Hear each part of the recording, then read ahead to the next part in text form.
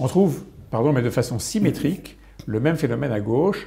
44% à peu près des Français se disent de gauche, se ressentent de gauche, mais au total, des voix de gauche, ils ne sont que 24, 25, oui, 26% à dire aujourd'hui on vote à gauche. D'où vient ce différentiel ?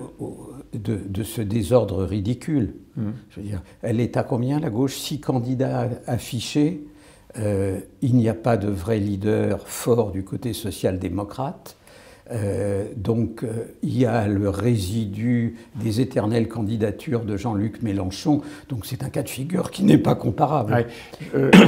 Aujourd'hui au Parti socialiste, beaucoup s'interrogent sur la pérennité de la candidature d'Anne Hidalgo. Est-ce que vous pensez qu'il y a le moindre risque pour elle qu'elle soit obligée d'abandonner avant la fin ? Je ne sais pas, mais je pense qu'il serait calamiteux pour la démocratie française que la social-démocratie soit absorbée par les Verts.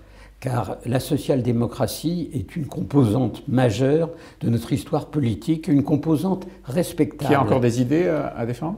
Bah, vous savez, elle est en train de gagner. On ne les voit pas, hein ? Pardon, d'abord, je crois que les sociodémocrates français n'ont pas compris qu'on sort de la plus grande période social-démocrate de l'histoire.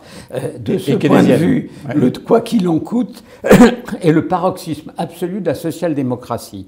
Deuxièmement, on remarque quand même que dans le pays dont nous sommes le plus proches, la social-démocratie va être au pouvoir avec des alliés. L'Allemagne.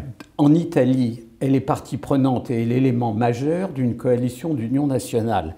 Donc la social-démocratie française ne meurt que de ses propres erreurs.